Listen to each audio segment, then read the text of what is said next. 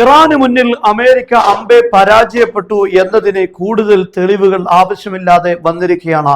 ഇന്ന് American പത്രമായ New York times report ചെയ്യുന്ന വളരെ പ്രധാനപ്പെട്ട വാർത്ത നമ്മൾ കഴിഞ്ഞ ദിവസം വീഡിയോയിൽ പറഞ്ഞിരുന്നു. അന്താരാഷ്ട്ര മാധ്യമങ്ങൾ റിപ്പോർട്ട് ചെയ്തതാണ്.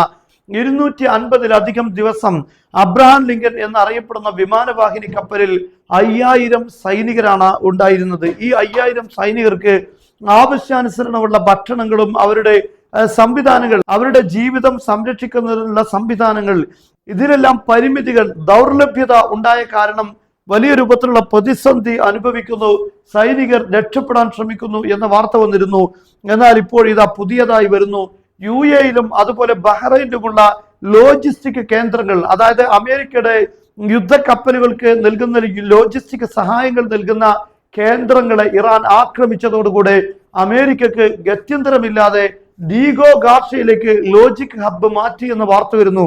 അതായത് ഇവർക്കുള്ള ഭക്ഷണങ്ങൾ, മറ്റു സൗകര്യങ്ങളെല്ലാം എത്തിക്കുന്ന കേന്ദ്രങ്ങൾ ബഹ്റൈനിലുണ്ടായിരുന്നു, അതുപോലെ തന്നെ UAE-യിലും. എന്നാൽ അത് ഇനി ഡീഗോ ഗാർഷ്യയിലേക്ക് മാറ്റുമ്പോൾ ഏകദേശം 4200 കിലോമീറ്റർ ആണ് ഇപ്പോൾ അമേരിക്കൻ കപ്പലുകളും സൈന്യങ്ങളുമുള്ള ഭാഗത്തു നിന്നും അങ്ങോട്ട് ഉള്ളത്. അത്ര ദൂരം വരുമ്പോൾ അത് വലിയ സമയമെടുക്കും. ഇത് ആവശ്യാനുസരണം അവർക്ക്, ഈ സൈനികർക്ക് അവർക്ക് ആവശ്യമായ അവശ്യ വസ്തുക്കൾ എത്താൻ താമസമെടുക്കും. അതുകൊണ്ട് തന്നെയാണ് യഥാർത്ഥത്തിൽ ഇപ്പോൾ വിമാനവാഹിനി കപ്പലിൽ പ്രതിസന്ധി ഉണ്ടാകുന്നത്. അതാണ് ട്രംപ് ഇപ്പോൾ പല കപ്പലുകളെയും തിരിച്ചയക്കുന്നു എന്ന വാർത്ത വരുന്നു. കാരണം ഈ ലോജിസ്റ്റിക് സഹായങ്ങൾ ആവശ്യാനുസരണം ലഭ്യമാകാത്തത് കാരണം സൈനികർ അനുഭവിക്കുന്ന പ്രതിസന്ധിയാണ് ഇതിന് കാരണമായി ഇപ്പോൾ പറഞ്ഞുകൊണ്ടിരിക്കുന്നത്. എന്തായാലും അമേരിക്കയെ സംബന്ധിച്ചിടത്തോളം ഇറാന്റെ ആക്രമണങ്ങളിൽ പൊറുതി മുട്ടിയ സാഹചര്യമുണ്ട്. വലിയ ആശങ്കയിലാണ് അമേരിക്കയുള്ളത്. ഇറാനെ എങ്ങനെയാണ് ഈ ആക്രമണത്തെ പിന്തിരിപ്പിക്കുക, എങ്ങനെ പരാജയപ്പെടുത്തുമെന്ന് ചിന്തിക്കാൻ പോലും കഴിയാത്ത വിധം വലിയ പ്രതിസന്ധി അനുഭവിച്ചുകൊണ്ടിരിക്കുകയാണ് അമേരിക്ക. അമേരിക്കയുടെ കപ്പലുകൾക്ക് നൽകുന്ന ലോജിസ്റ്റിക് സഹായങ്ങൾ നൽകുന്ന ബഹ്റൈനിലെ ഏറ്റവും പ്രധാനപ്പെട്ട 5ാം കപ്പൽപ്പട ഇത് പലതവണ ഇറാൻ ആക്രമിച്ചിട്ടുണ്ട്.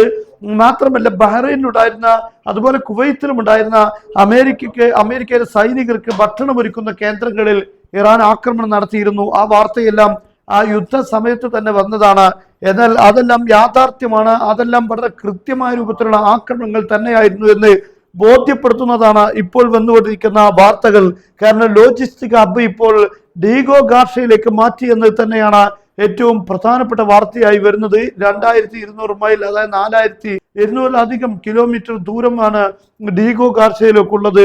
അതുകൊണ്ട് ഈ 5000 സൈനികർക്ക് ആവശ്യത്തിന് വസ്തുക്കൾ, അവരുടെ അവശ്യ വസ്തുക്കൾ എത്തിക്കാൻ സാധിക്കാതെ വരുന്നു. ഇത് സൈനികരിൽ വലിയ രൂപത്തിലുള്ള പ്രതിസന്ധി ഉണ്ടാക്കുന്നു എന്നാണ് ഇപ്പോൾ ന്യൂയോർക്ക് ടൈംസ് റിപ്പോർട്ട് ചെയ്യുന്നത്. അതിനിടയിൽ നമ്മുടെ പ്രേക്ഷകരായ പല ആളുകൾക്കും ഉപകാരപ്പെടാവുന്ന ഒരു പ്രധാനപ്പെട്ട ഒരു കാര്യം ഓർമ്മപ്പെടുത്തുകയാണ്. സൗജന്യമായ ഇംഗ്ലീഷ് പഠനത്തോടൊപ്പം നമ്മുടെ കുട്ടികൾക്കുള്ള മദ്രസ പഠനവും കൂടെ നൽകുന്ന കേരളത്തിലെ ഏക സ്ഥാപനമാണ് ത്വയ്ബ അക്കാദമി. മറ്റുള്ള എല്ലാ സ്ഥാപനങ്ങളിൽ നിന്നും വ്യത്യസ്തമായി 2 പ്രത്യേകതകളാണ് ഈ സ്ഥാപനത്തിനുള്ളത്. ഒന്നാമത്തേത്, ഓരോ കുട്ടികളെയും ഇനീഷ്യൽ അസസ്മെന്റ് നടത്തി പ്രത്യേകമായ ഇൻഡിവിജ്വൽ എഡ്യൂക്കേഷൻ പ്ലാൻ തയ്യാറാക്കിക്കൊണ്ടാണ് ഈ കുട്ടികളെ പഠിപ്പിക്കുന്നത്. മദ്രസയിലേക്ക് തന്നെ പലപ്പോഴും എൻക്വയറി നടത്തുന്ന സമയത്ത് ചില കുട്ടികൾക്ക് ഖുർആൻ ഓതാൻ അറിയില്ല, വായിക്കാൻ അറിയുന്നില്ല, ക്ലാസ് 4ലോ 5ലോ എത്തിയിട്ടുണ്ട് എന്നൊക്കെ പരാതിപ്പെടുന്ന പല ആളുകളുണ്ട്.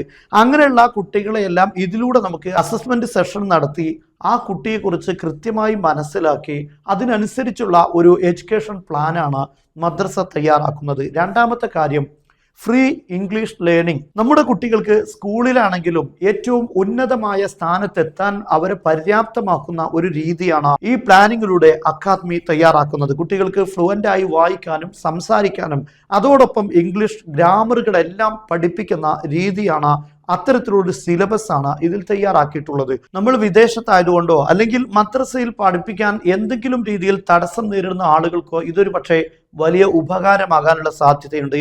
എന്നാൽ മദ്രസയോടൊപ്പം തന്നെ അവർക്ക് ഇംഗ്ലീഷും ലഭിക്കുന്നു എന്നതാണ് കേരളത്തിൽ ഓൺലൈൻ രംഗത്ത്, മദ്രസ രംഗത്ത് ഈ സ്ഥാപനത്തിന്റെ മാത്രം പ്രത്യേകത.